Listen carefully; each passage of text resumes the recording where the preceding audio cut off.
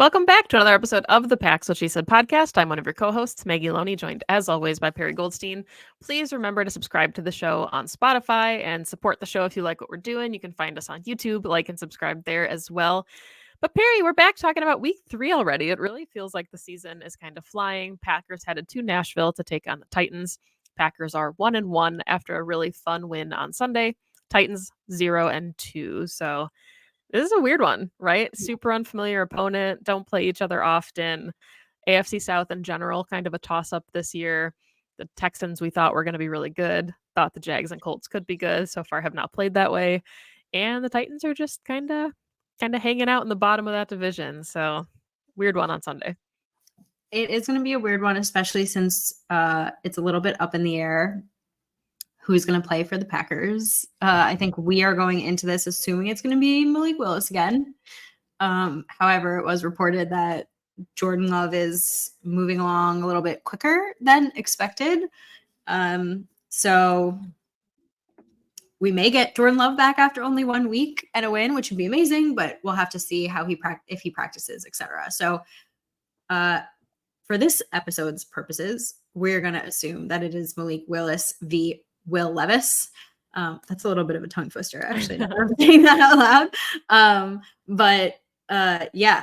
Just like keep an eye on the QB a little bit. Yeah, I mean, Rob Domofsky had said that, it wasn't hyperbole. It seemed like Jordan Love was really close to playing on Sunday against the Colts. And, what does that look like another week removed? Is it possible that he comes back with the knee brace on? I think probably not. I think you keep Malik Willis for this one. But if Jordan Love could somehow get back in time to play the Vikings, I think that would be a welcomed sight for Packer fans to have him back for a game that really counts kind of more than all the others in the division. But really interesting matchup coming up on Sunday. We've got Malik Willis, of course, like you said, facing the team that waived him. So there's a narrative for him. But this Titans team, I think, is kind of looking for an identity. I talked about this on Pack-A-Day way in the early offseason that I thought that their receiving core was really improved. You've got DeAndre Hopkins, who's of course aging, but they added Calvin Ridley. Tony Pollard comes in as a dynamic back who can also be a weapon in the receiving game. They've got Chigo Okonkwo, who's a really fun, kind of underrated tight end.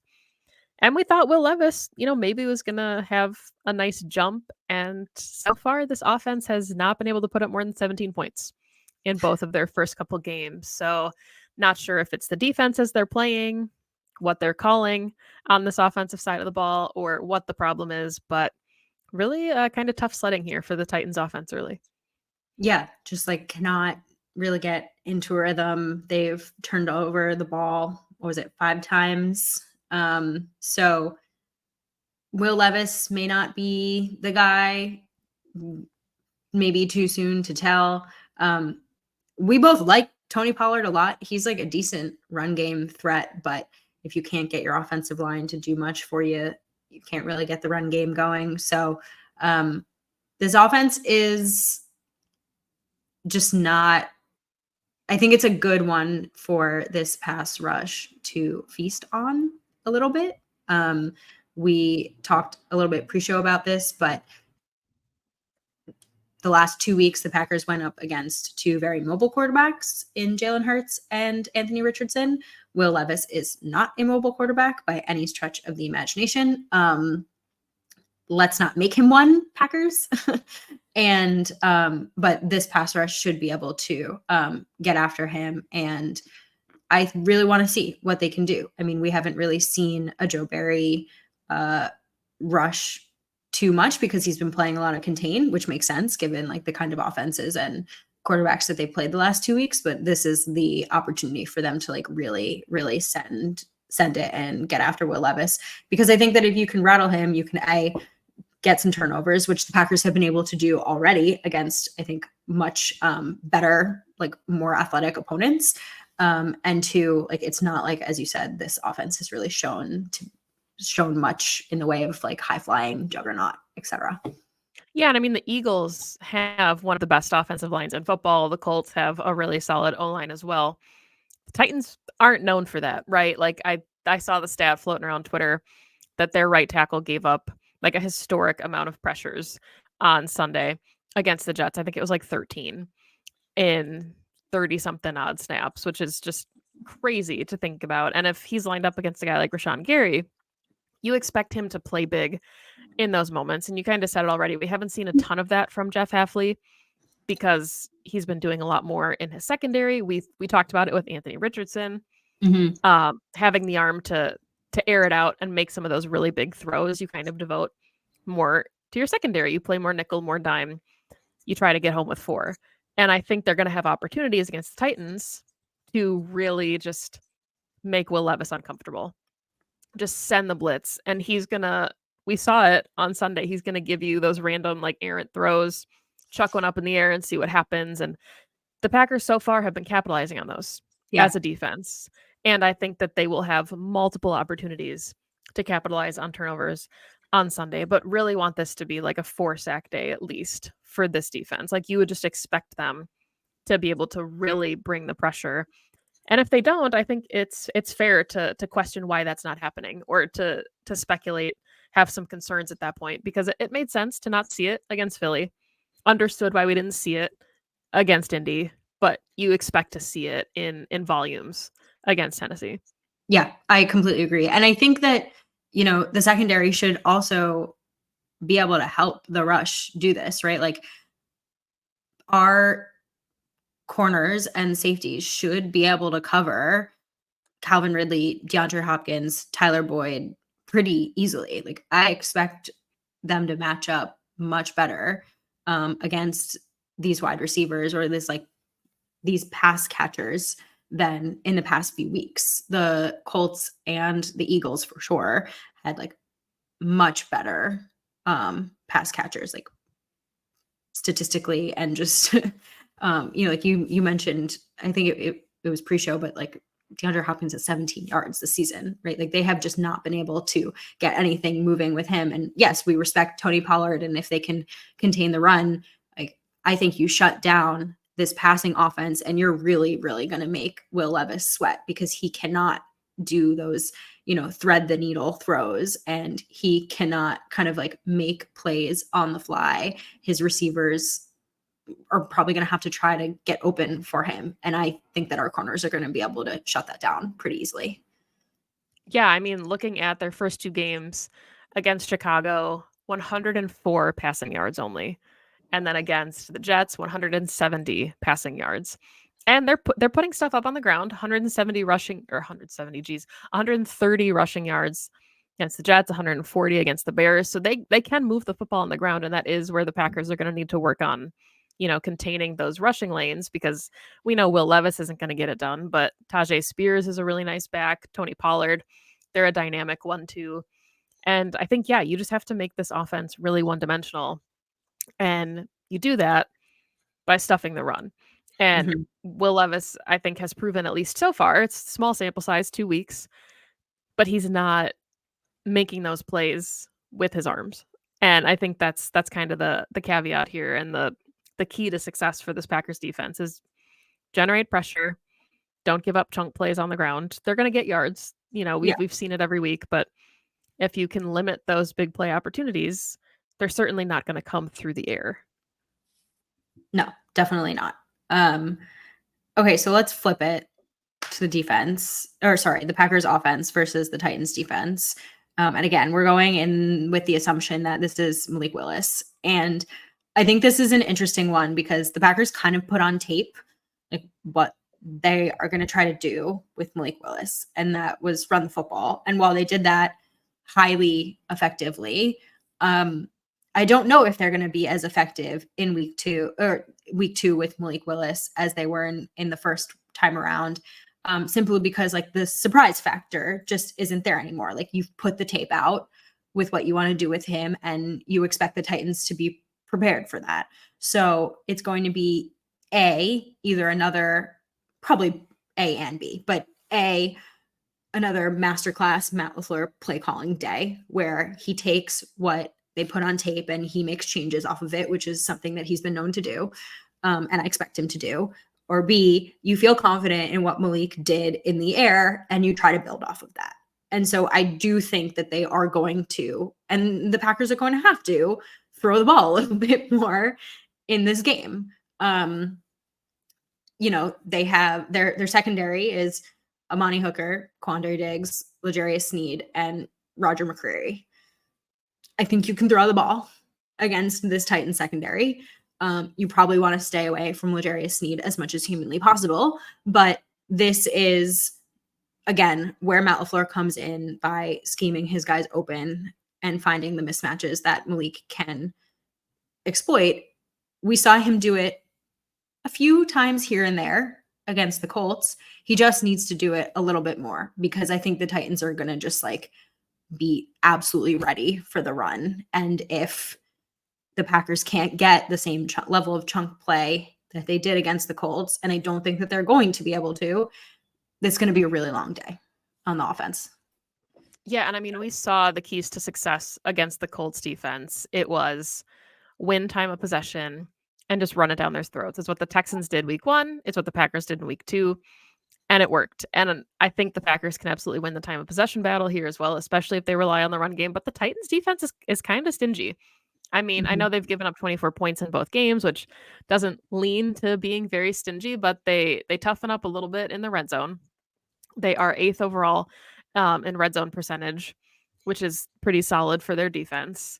But they've given up only 101 rushing yards, as their max. That was to the Jets last week.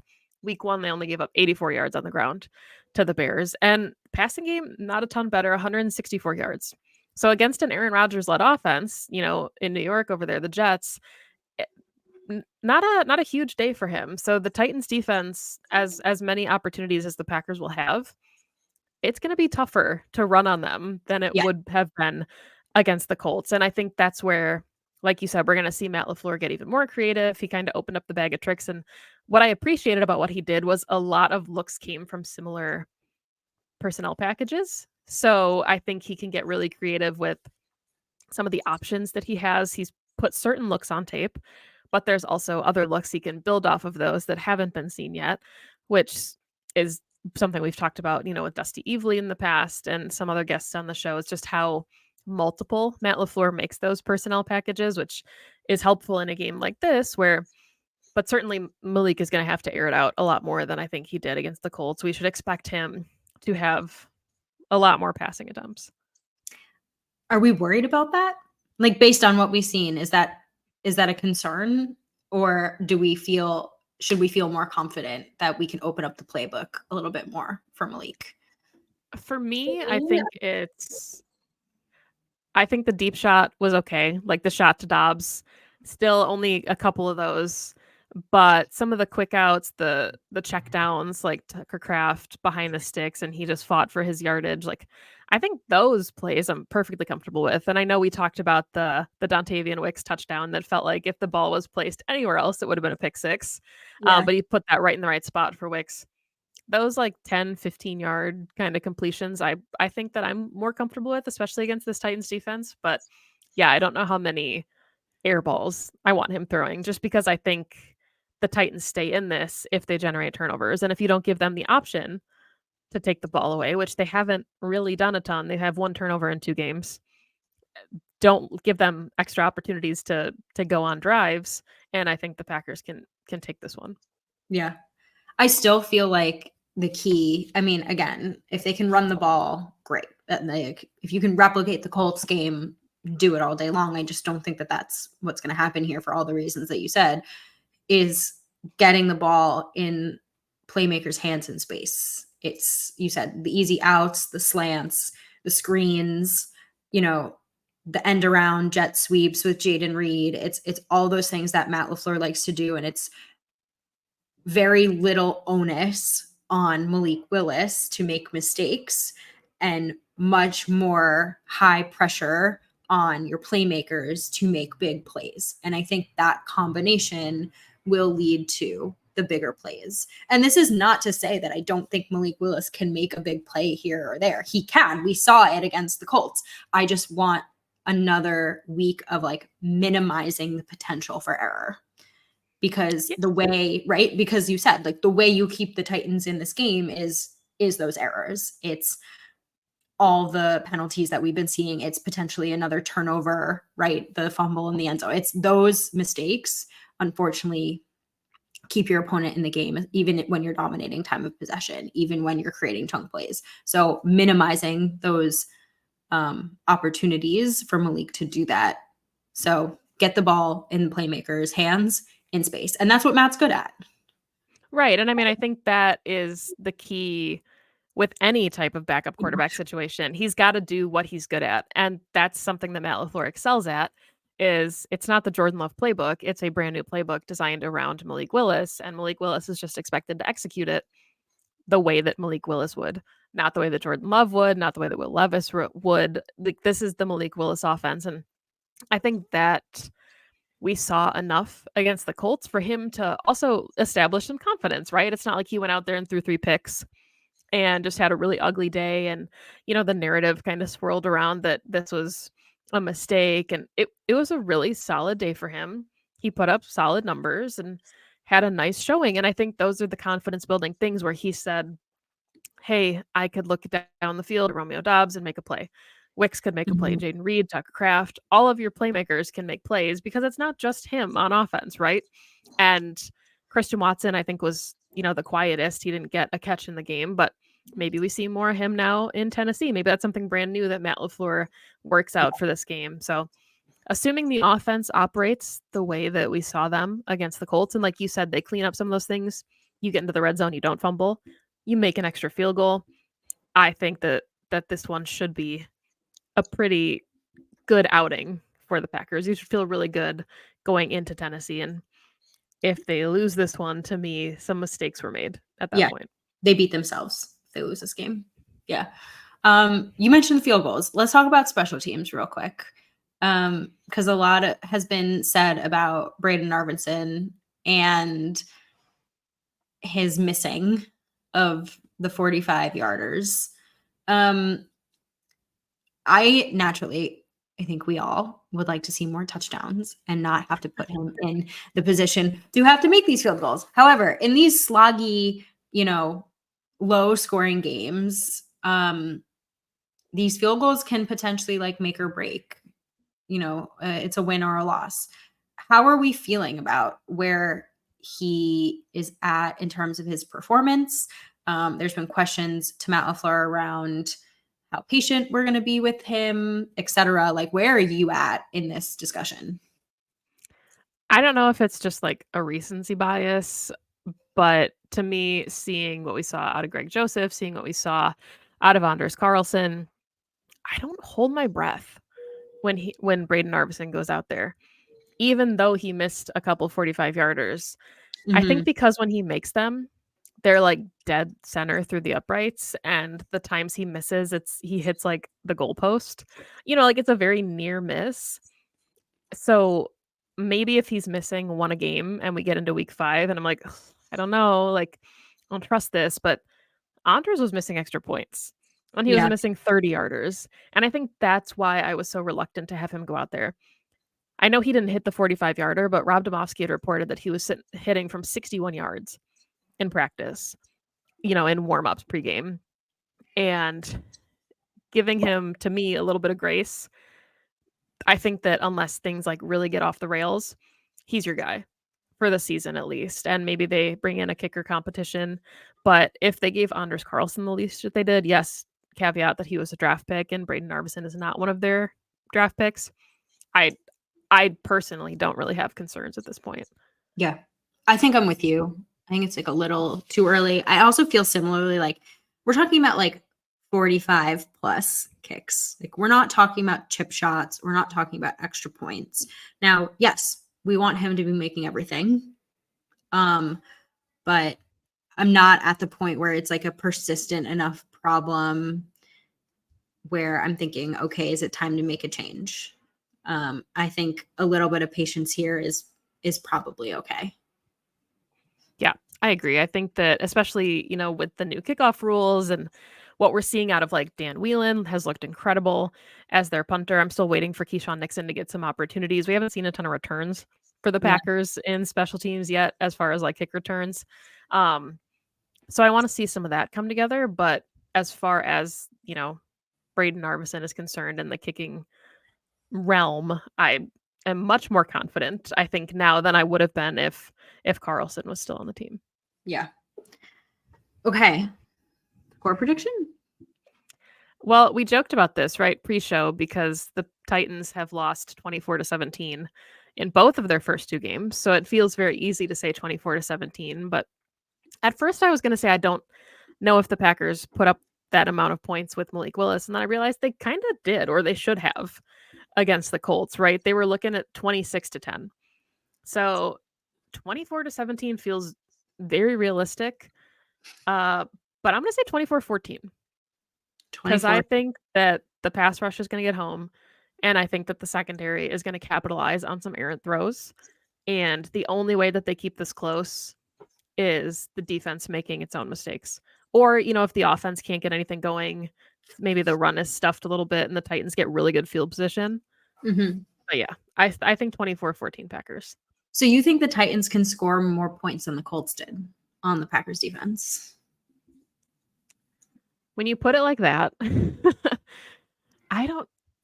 That's where I'm at. I'm like, they kept the Colts to 10 points.